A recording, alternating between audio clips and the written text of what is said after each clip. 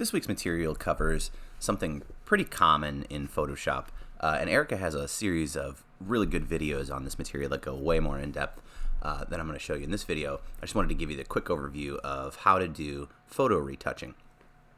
Photo retouching is one of those things that has been the mainstay of Photoshop since its inception. Taking a photo that's got issues, whether or not it's an old photo or a new photo that you've just taken, something that you notice in post-production that you want to get rid of or change or augment. That's really the beauty of Photoshop. That's the whole point of this. So there's a whole suite of tools over here that are really useful for photo correction and photo editing.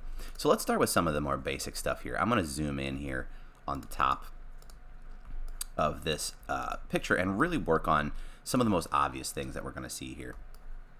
So when it comes to photo editing and fixing old photos or issues in photos that you've got already, it's really good practice to go to your layers palette right out of the gate, name the original layer, something like original, and duplicate it. I'm just hitting Command J or Control J on my keyboard to make a copy of this. Now, these editing techniques, most of the editing techniques that I'm going to show you are destructive editing techniques. That means that they change and augment the original pixels that are in the picture. Now, what you don't want to do is draw on the original copy. There's a lot of times when you're photo editing, you want to draw from this original copy, the original pixels that are on here, even the incorrect pixels. You want to sample from those directly and use those to make these overpaints that we're going to do. So always clone this layer out. We actually may do this 5 or 6 times to work on individual stuff in the picture. So once you've cloned out your layer, then you can do a couple different things. You can either use this entire layer piece, or you can isolate regions that you want to work on.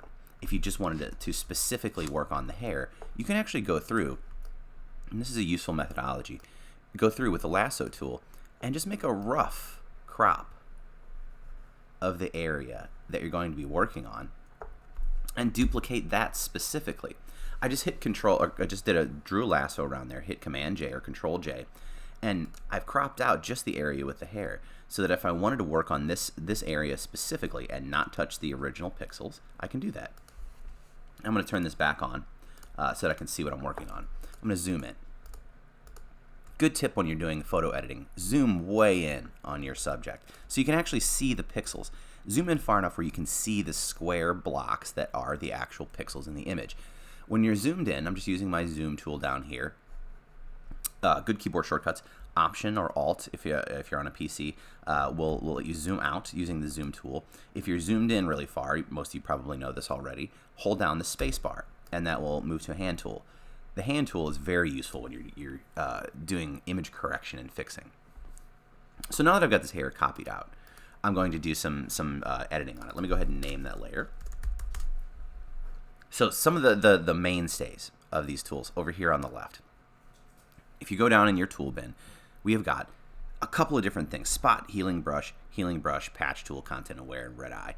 Erica's going to cover some of these. I just wanted to show you the spot healing brush and the healing brush here. Spot healing brush in particular is incredibly useful for image repair. This is one of the only tools you need for light image repair. A couple different things. When I've got the spot healing brush selected, the spot healing brush has some settings up top here. And if you don't see these settings up top, you can go to Window, Workspace, and you can reset to the Essentials or the Classic Essentials workspace will have all your settings up top here. If not, it'll be over in the Properties on the right. Regardless, you've got 3 different types here. You've got Content Aware, Create Texture, Proximity Match, and Sample All Layers, these are all important buttons. Each one of these is a different way that Photoshop attempts to fill these pixels in. Let me just demonstrate this. I'm going to zoom out a little bit for some context. Say this line that goes through his hair. I'm going to try to fix this with each one of these 3, Content Aware, Create Texture, and Proximity Match, to show you what they do. First thing I'm going to use is Content Aware. Select the Healing Brush tool, Spot Healing Brush, and click and drag and watch what happens. See how that just filled in those pixels? What the Content Aware tries to do, and I'm going to just move on down the line and watch what this does. I'm just going to go over the entire area here. I'm just clicking and dragging. It has filled in some pixels. It's filled them in incorrectly, though. If you notice what it's done right here, see this blurry edge? I'm going to zoom in a little bit. This is very typical, where you're going to see with content-aware type of stuff. It's tried. What content-aware does is it looks at the surrounding area of pixels, a wider area than what this brush is. See this brush that I've got here? It looks roughly twice the size, somewhere around there on the top, the bottom, left, and right, and tries to creates pixels from scratch to try to assume what I had in that spot. I'm going to hit Command Z to go back a notch to show you what that did. So if I click and drag, it's taking data from around these pixels and filling it in. See? So one thing that I've learned, the longer you click and drag, the less effective this is. See, I did an even longer piece there, and look, it's starting to blend some of the skin up into the hair. If you do short pieces, a little bit at a time, see how much more effective this is? Now this is blending the pixels from the direct area. Now if I zoom out, see how hard that is to tell that I've done anything to that area directly? I'm going to Control Z back out. Create texture does something similar to the content aware, except it's a flat texture that it creates. If I paint over this here, look at what it's done.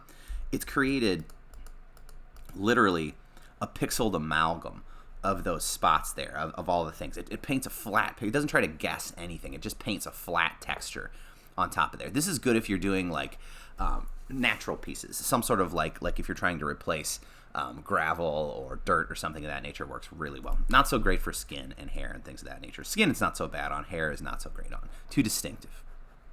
Proximity match works really well for hair, I found. What this does is look to, again, kind of like the content aware, looks to the left and the right, except it doesn't try to guess as much as the content aware does. So now when you paint with the proximity match, it does grab pixels from the areas around it, but it does it less so than the content aware does. Now, one thing I'm doing here is I'm painting from top down in the direction that the hair goes. That's kind of an intuitive thing if you think about it. If you're painting in the direction the pixels are already going, or at least the color is already going in the photo, you're going to get a more natural look and feel at the end. Let me zoom out there. There we go.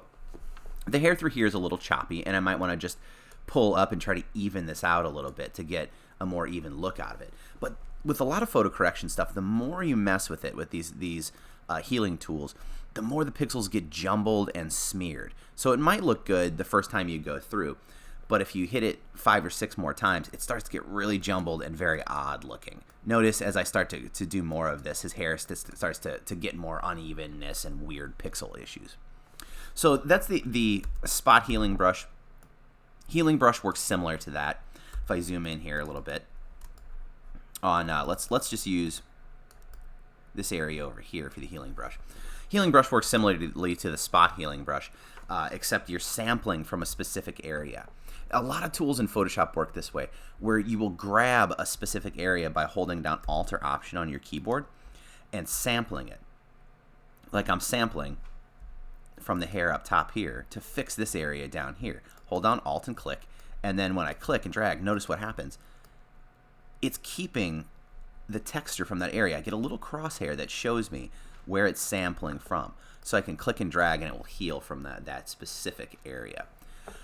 Which brings me to another tool. That works very similarly to the clone stamp tool, which is my favorite tool out of the bunch.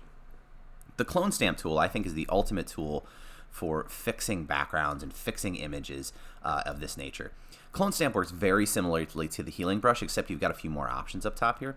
What you do is you take your clone stamp, you sample from, like, say if I'm trying to fix this large area through here in the picture that's got some issues in the background.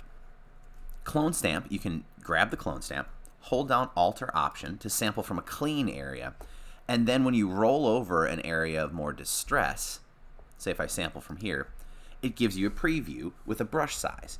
I'm hitting on my keyboard here, I'm increasing and decreasing my brush size over here on the left by using the brackets on the keyboard. The clone stamp lets you do a bunch of different things. Notice if I'm holding down Alt, I can sample from all the way over here, and I could reclone this if I wanted to in this area over here. Or I could sample from up here and clone this right directly with one click over the top. See, I took this clean area over here and sampled it and placed it over here on the top in the distressed area. Now, to get a realistic paint on this, what you really need to do is play with the opacity levels and the flow levels here. A lower opacity and a brush with a fuzzy edge. If you go into your brushes and you pick a soft brush, turn the opacity down around 20-ish%, and then sample. I'm going to sample and use a smaller area for this. You can do some really effective painting. I'll sample this area over here and then paint in slowly, one click at a time. Now notice with that softer edge, as I click, it's replacing that texture, that uneven texture down there, and it's sampling from this clean area over here. But since I'm using a low opacity, it doesn't have this hard edge. That's the trick when you're editing photos and doing these replacements and fixes, is trying to get softness and trying to get things that blend properly. So avoid hard edges by using brushes with soft edges and lower opacity. So that's a good tip there. Other things that you can do.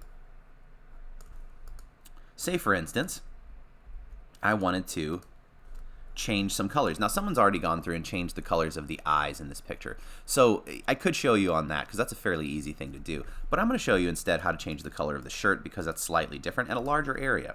So what I'm going to do is I'm going to use the old school lasso tool, the polygon lasso tool, and I'm going to do a fairly rough crop of the shirt. Now, you'd want to be more precise on this crop if you were doing this professionally, obviously. Zoom in a little further and do your precise masking and things of that nature. Actually, you know what? I'm going to hit delete a couple times, and I'm just going to do his jacket. I'm going to leave the shirt its original color. So what I'm doing is just selecting the jacket itself using the lasso tool, and I'm just kind of loosely grabbing it here. Okay, so remember you can fix your selections too. Let's say if I really wanted to re-engineer this selection, I can go back in and re-edit that selection later. Let me finish my selection here around the outside edge. Okay, so I've made my selection. Again, remember you can clean it up. Say if I mess this edge up here, you can always hold down Shift and I could click to add. If I use Shift, you can add to a selection. So if you've messed up, no big deal. Pretty easy to fix. Okay, so added that back into my selection holding down Shift. I'm on my original copy here. Command J to clone your layer out, and I'm going to call this layer jacket, apparently in all caps. All right, but this layer selected. To add color, this happens a lot with black and whites or just regular stuff. You've seen these image selections before, but in this context is where they really become useful. If you go to the adjustments, really useful is hue saturation in this case. What you can do is go to hue saturation. After you've selected something and cut it out, you can do eyes, you can do hair, you can do skin, you can do whatever you want. Click colorize on it. Notice what happens. It takes now, you can see where I got lazy with my crop over here on the edge. I should probably add this back in. You get the idea. I can go here, now that I've clicked colorize, I can increase, decrease the saturation. Now, the increased saturation might be a little heavy, but I could decrease that a little bit and then just grab the hue slider. And I can turn this whatever color I want. Go with a nice purple here. Click OK. Zoom back out. So photo editing, that's kind of the gist of it. The trick with this stuff, clone your layers out. Make sure you copy your layers out. See, the layer fixes that I've applied there are now applied to this hair layer. The jacket layer is separate, right? So using these adjustment tools, and Erica will have more detail on these: spot healing brush, patch tool, content aware move, clone tool, pattern stamp tool. These allow for fixing and changing of original pixels in these photos to let you fix distressed photography. Just remember, when you're using these things, always save the Photoshop file because this has your original edits in it as well. So make sure you name your layers, save everything out. As always, if you have any questions, shoot me an email. Have a good one.